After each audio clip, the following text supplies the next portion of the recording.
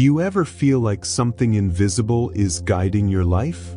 Not something that can be easily explained, but a feeling, as if everything were connected by threads we can't see, yet somehow we can feel them. Why is it that some people seem to shape the world around them with clarity, while others live in constant reaction, like passengers without a map? Is it luck? Or is there a forgotten knowledge, a code, capable of transforming the way we perceive, feel, and create reality? Maybe you've never heard its name, but the invisible code is everywhere. In the margins of science, in the whispers of spiritual traditions, in the things we feel but cannot explain. This code isn't a secret locked away. In fact, it's always been available, but we were taught to ignore it. From a young age, we're trained to focus on the outside, to value what we see more than what we feel, to believe that power lies in the external, in titles, achievements, and other people's approval. But what if all of that is just a distraction? What if real change, real creation, begins within, quietly, like a seed? There's a point where science and spirituality meet, the point where brains and hearts speak the same language, where the laws of physics intersect with the laws of consciousness. And it's at this point that the code begins to reveal itself. Because what's inside you truly can change what's outside. That's not just a beautiful metaphor. It's a realization that's now being acknowledged by scientists, therapists, thinkers, and seekers alike. Today, you'll understand why your mind is not just a processor of information, but a bridge between the visible and the invisible. Why your emotions aren't weaknesses, but keys. Why your attention is more valuable than gold. You'll discover how some people access this knowledge, and why it's been so carefully hidden from the majority. But above all, you'll realize something greater. You're already using this power, even if you don't know it. The question is, do you want to keep operating on autopilot? Or are you ready to awaken and intentionally activate the invisible code that lives within you? Because this isn't just a video, it's a calling. For most of our lives, we are taught to look outward. The world shapes us from an early age to believe that everything that matters is out there. Grades, diplomas, jobs, material possessions, praise.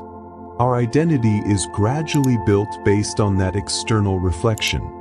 And little by little, we begin to disconnect from ourselves. Traditional education doesn't teach us to observe thought. It doesn't show us how we feel, why we react, or what we truly desire. It trains us to obey, to repeat, to compete. And in the end, no matter how much we achieve, we carry a subtle, yet constant, sense of emptiness. The media plays its part. It seduces us with images of success, happiness, perfection. It creates unattainable ideals so that we spend our lives chasing the next target, the next body, the next car, the next trip. And the more we run, the further we drift from our center. This is the illusion of separation. We've been conditioned to believe we are scattered fragments, that others are adversaries, that God is out there, distant, unreachable, as if we were just pieces in a cold game, with no power to change the rules. But this view is not natural. It was taught, repeated, installed like an invisible program. The greatest trick of the elite wasn't hiding the power. It was making you forget that it already lives inside you. From a very young age, we are conditioned to seek answers outside, to trust someone else's authority more than our own intuition, to ask for permission to feel, to be, to want. Institutionalized religions reinforce this logic. They point to an external God, a being separate from us, someone high above, watching, judging, punishing, or rewarding. And so, little by little, we begin to believe we are small, unworthy, fragile. But what if true spirituality isn't about following rules, but about reconnecting with what is essential? What if separation is just a veil, a layer of distraction that hides what's always been present? That feeling that something's missing isn't a flaw in your system. It's a reminder, a spark, a key pointing you inward, because deep down we all feel it. At some point, somewhere, there is a calling. This isn't about rejecting the outer world, but about remembering that it is a reflection, not the source. The true source is within, in the consciousness that observes, in the silence between thoughts, in the space where you simply are. This segment is an invitation to peel back the layers, to question the certainties handed to you, and to realize that what once seemed distant was always part of you. Separation was never real. It was just a story, well told, to make you forget your place in the whole. Now it's time to remember. If separation is an illusion, then the reunion with your own power begins within. And it all begins with consciousness. But what is consciousness, after all? Not just the ability to think, but the ability to realize that you are thinking. Consciousness is the field where thoughts are born, emotions arise, and decisions take shape. It is the silent presence that observes everything, without becoming anything. From a spiritual perspective, consciousness is not something we have. It's what we are. The oldest traditions, predating any institutionalized religion, already spoke of this. Gnosticism saw the divine as an inner spark, not an external being. Taoism recognizes that the natural flow of life, the Tao, can only be accessed through inner silence. Hermeticism states, the all is in everything, and everything is in the all. These ancient wisdoms did not speak of blind faith, but of direct experience, of the sacred that dwells within every being. The mind is like fertile soil. Each thought is a seed, and what you feel, emotion, is the water and light that allow that seed to grow. This is the foundation of reality creation. You can think whatever you want, but if your emotions don't match that thought, it gets lost in the quantum field. On the other hand, when thought and emotion vibrate in harmony, a kind of coherent energy is released. That energy is what the ancients called intention. Today, many spiritual schools describe this through what are known as universal laws.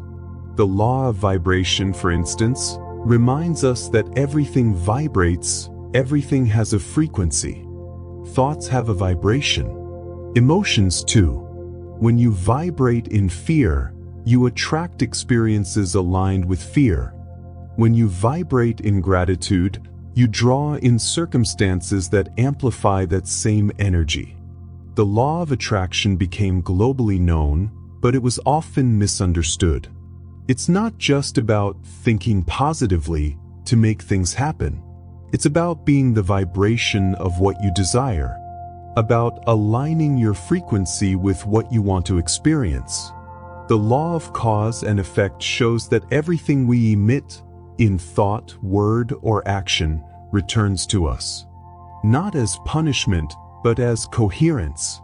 The universe is a quantum mirror. It reflects what you project. The secret is not to control reality, but to recognize that you are an active part of creating it. And that begins with what you choose to hold within yourself, what you cultivate, where you place your attention, with what emotional quality you live the present moment. Spirituality, then, is not an escape. It is a return, the path back inward, where the true creative power of consciousness lives.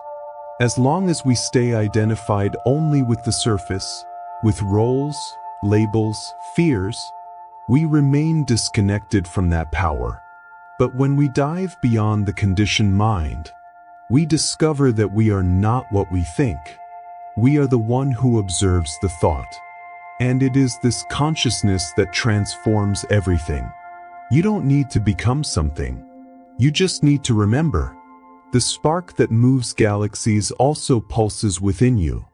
What you call intuition, gut feeling, or coincidence are fragments of that power trying to remind you of who you are. The path isn't about gaining control. It's about gaining presence. And it is in presence that the code begins to activate. Not as magic, but as a subtle and powerful alignment between who you are and who you were born to be. For a long time, science and spirituality walked in opposite directions, or so we were led to believe. On one side, what could be measured, replicated, proven. On the other, what could only be felt, lived, intuited. But something is changing. More and more, scientists are beginning to reach the limits of the material. And there, they find the immaterial. Science is starting to discover, through its own tools, what ancient traditions have long pointed to. There is an intelligence behind reality, and that intelligence responds to the observer. Let's explore 4 areas where this bridge becomes visible: neuroscience, epigenetics, quantum physics, and integrative psychology. Modern neuroscience has revealed something revolutionary. The brain is not a fixed structure, it is plastic. This means it reshapes, reorganizes, and creates new connections based on experience. This discovery, called neuroplasticity, changes everything. It shows us that thoughts aren't just loose ideas, but commands capable of physically altering the brain's structure. Think about it. What you think repeatedly becomes neural pathways, like a trail in the forest that gets clearer the more it is walked. The repetition of thoughts builds mental patterns, and over time, those patterns become your perception of reality.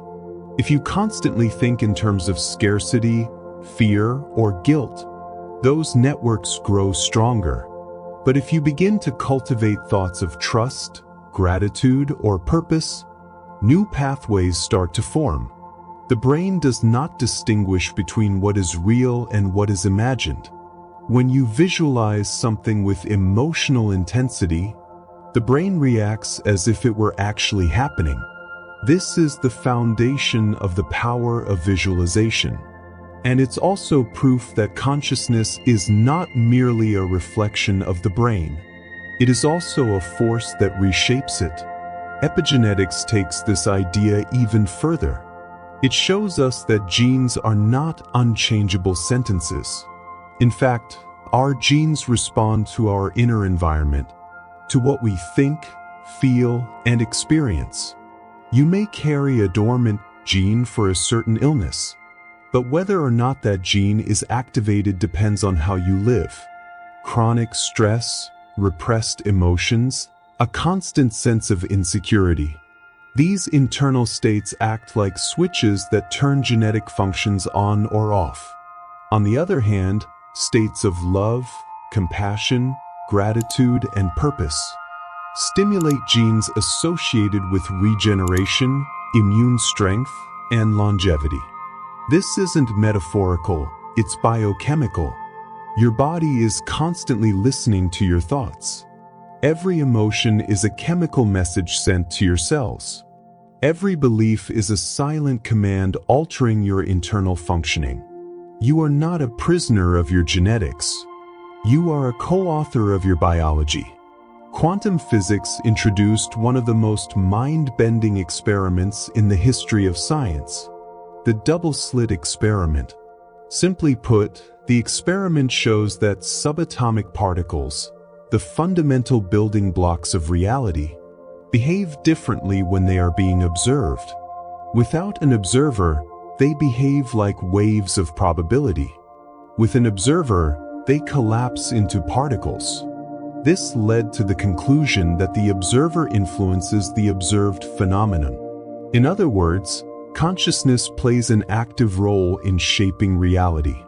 It's as if the universe were a field of infinite possibilities, but your observation, your focus, your intention, determines which of those possibilities collapses into reality.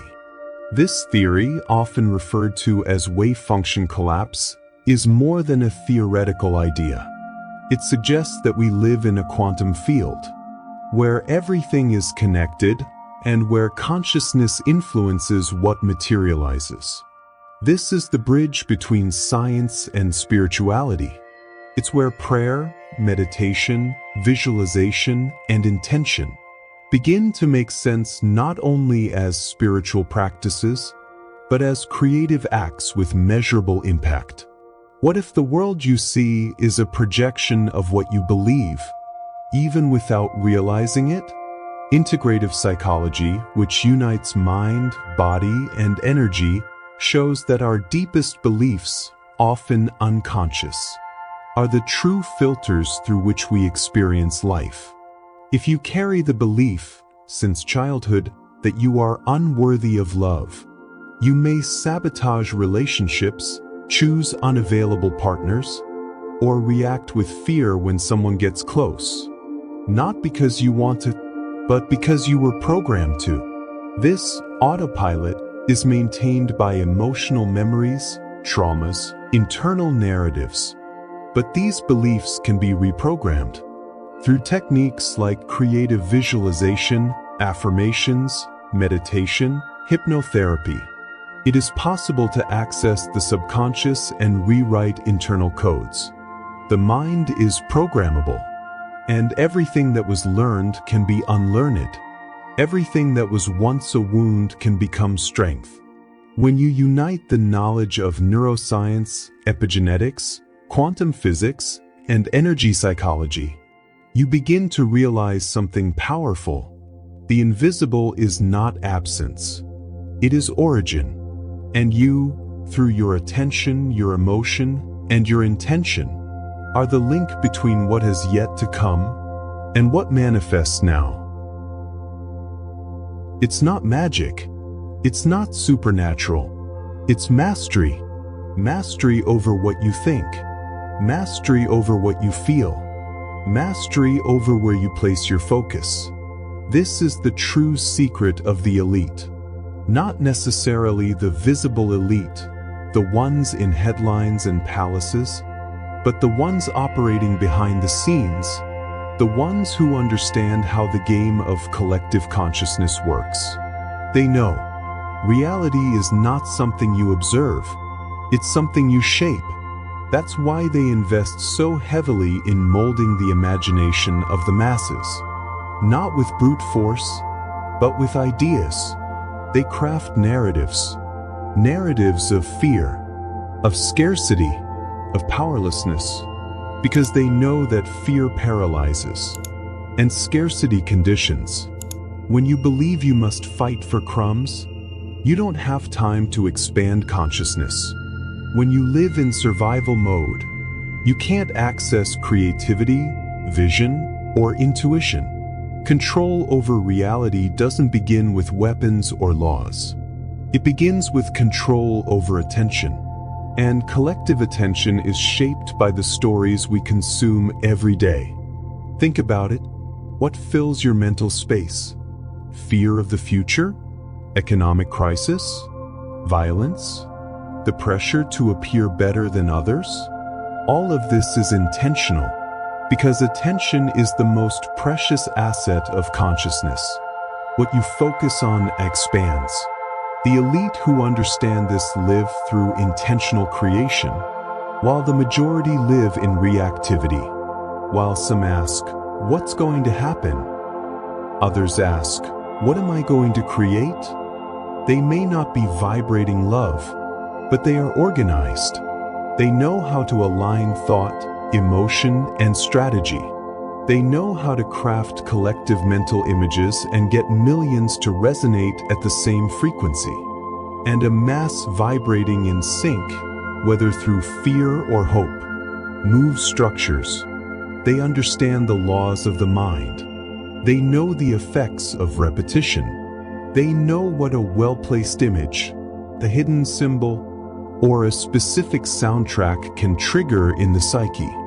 But perhaps the most uncomfortable part isn't realizing that hidden knowledge exists. It's realizing that it was never truly out of reach. It was never locked in vaults. It was dissolved in a sea of distractions, fragmented into dogmas, discredited by a science that denied the invisible, and ridiculed by a system that profits from disconnection. Because an awakened mind doesn't consume the same way. A conscious being does not submit so easily. Someone who recognizes their inner power becomes inconvenient. That's why knowledge is fragmented. Spirituality is infantilized. Science is hyper-specialized to the point that it no longer sees the whole. This is not about conspiring against the world. It's about understanding that those who know how the gears of reality turn can operate with more precision. Have you noticed how the great empires in history ruled? Not just through force, but through culture, through religion, through education, through narrative. The most strategic battlefield has always been the mind. And the secret of the elite is that they know this. But here's the most important point. That power doesn't belong to them. They've just learned to use it more intentionally. And you can too. Knowledge is now available. Science is beginning to confirm what mystics have always known. Meditation is no longer seen as some exotic ritual. It's now recommended by doctors and neuroscientists. Physics acknowledges the role of the observer. Psychology understands the impact of emotions on the body. So the question is no longer, why are they hiding this knowledge? The question now is, what's stopping you from accessing it? Because the real secret is not locked in a closed circle. It's in the way you live your day, in the quality of your thoughts, in the vibration of your emotions, in the intention behind your choices. They don't have access to something you don't. They just remembered earlier. But now, it's your turn. You're already using this power. The question isn't whether it's active. The question is, are you using it consciously? Or are you on autopilot? Everything you think, feel, and believe is creating realities all the time. But when there's no inner clarity, that power operates randomly. It creates repetitive cycles, self-sabotaging patterns, relationships shaped by unresolved wounds. Awakening is when that cycle is interrupted. When you stop reacting to the world and start shaping it, not through force, but through frequency. This awakening doesn't strike like lightning. It unfolds gradually, like the dawn. And it all begins the moment you realize your attention is sovereign, your feeling is creative, your intention is direction. When thought, emotion, and intention are misaligned, the result is confusion. But when those three vectors meet at a single point, something deep happens. You begin to move with clarity. Your reality starts responding differently. People change. Opportunities arise. But more importantly, you change. Your vibration changes. You don't need to wait for the world to get better in order to feel peace. You feel peace first, and that vibration begins to reconfigure your experience. This is where the paradox of the true creator emerges. They desire, but they don't depend. They visualize with clarity, but don't cling to the outcome, because they understand that manifestation doesn't come from tension. It comes from surrender. To manifest is to vibrate as if it were already real, not as something that's still missing. It's living in the frequency of fulfillment, even before it becomes visible. And this is the turning point few people truly grasp. You don't attract what you want. You attract what you are, what you most identify with. If you desire abundance but vibrate in scarcity, the universe responds to the scarcity, not the desire. But if you begin to see yourself as worthy, whole, connected, that identity starts to reshape the field around you. That's the moment when the invisible code begins to operate consciously. And little by little, your reality becomes a reflection of your new vibration, not your old programming. Awakening doesn't require perfection. It requires presence. Presence to observe your own thoughts, to feel before reacting, to be still before deciding. It's an inner process that reflects outward. You already have this power. You already are this power. The difference now is, you remember. Knowledge without practice is like a seed kept forever in a drawer. It holds potential, but it never blooms. Now that you understand the existence of the invisible code, the time has come to integrate it, to move beyond the realm of ideas and into the field of conscious action. Activating your inner code doesn't require grand rituals or esoteric techniques. The secret lies in consistency, presence, and intention. Small daily practices can completely reconfigure your inner field, and by consequence, your outer reality. Let's explore some tools that align mind, body, and emotion, and awaken your creative consciousness. Conscious observation meditation. The foundation of everything is observation. The ability to see your thoughts and emotions without getting lost in them. It's not about emptying the mind. It's about creating space between what happens inside you and who you are. Start with 5 minutes a day. Sit in silence, breathe deeply, and simply observe. Watch your thoughts like clouds passing by. Don't fight them. Just notice. Over time, this simple act of presence weakens automatic patterns and strengthens your connection with the present moment, where everything is created. Intention writing plus creative visualization. Writing is a powerful way to bring the invisible into the visible. Take pen and paper and clearly write who you choose to become. It's not just about listing desires, but writing as if you are already living that reality. Feel it, detail it, give thanks as if it were real. Then close your eyes for a few minutes and visualize. See this version of yourself in action. How do they walk? What do they feel? How do they respond to the world? The emotion you generate during this visualization is the real access code. It's what reprograms your cells, your mind, your vibration. Reprogramming limiting beliefs. Many unconscious patterns still run in the background. Beliefs like, I'm not enough, it's never going to work, I'm not lovable. These are not truths, they are learned stories. And anything learned can be redefined. A powerful technique is the conscious repetition of affirmations. But remember, it's not about mindless repetition. The power lies in speaking with feeling, with intention. Phrases like, I am worthy. My presence transforms my reality. Everything I need already lives within me. When said with emotion and consistency, these words replace old codes with higher frequencies.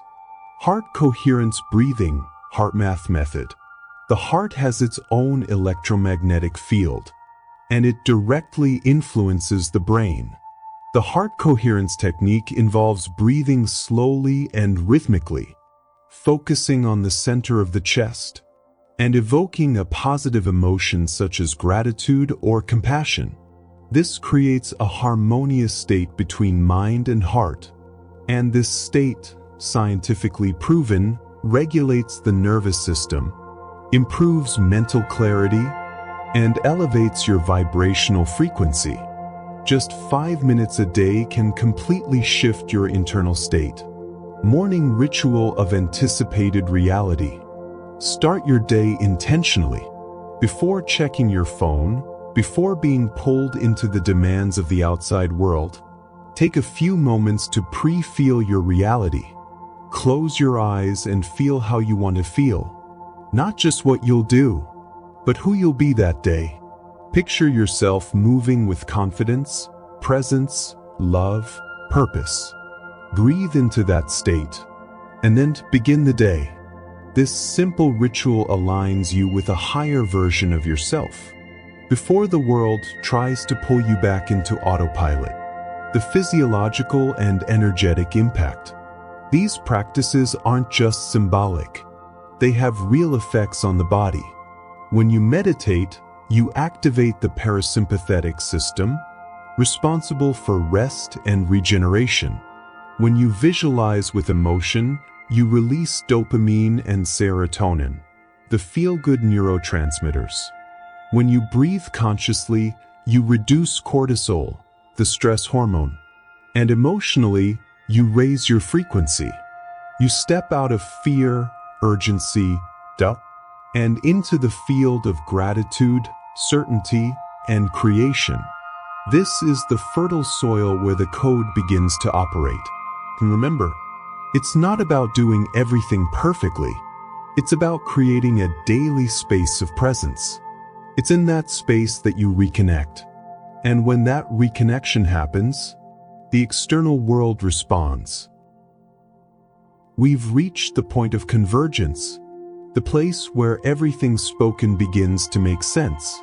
Because deep down, this journey wasn't about learning something new, but about remembering what was always within you. You are not just a passive observer of the world.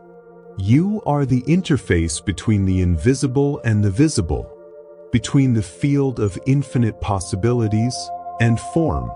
Everything you've lived until now, the cycles, the encounters, the pain, the lessons, has been silent preparation for this moment.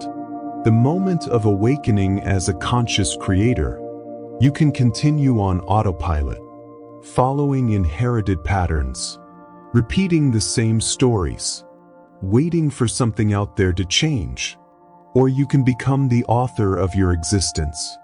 Pick up the pen and write from the inside out. A new reality. The secret was never hidden in secret books, locked chambers, or unreachable formulas. It has always been here, in your field of attention, in your vibration, in your intention. You carry the same substance as the stars, the same intelligence that organizes atoms, moves time, and balances galaxies. That force is not outside you. It pulses within you. And the more you align with it, the more reality responds.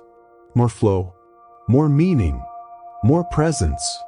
Life ceases to be survival and becomes expression. Expression of your truth, your purpose, your awakened consciousness. This is the return of the conscious creator, not as someone who controls everything, but as someone who aligns with the flow of creation. You didn't come into this world to be a spectator. You came to be a source, a channel, a change. The universe doesn't respond to what you wish. It responds to what you are. So become, activate, no longer as someone waiting for a miracle, but as the miracle that finally recognizes itself. The code is alive, and the key has always been you.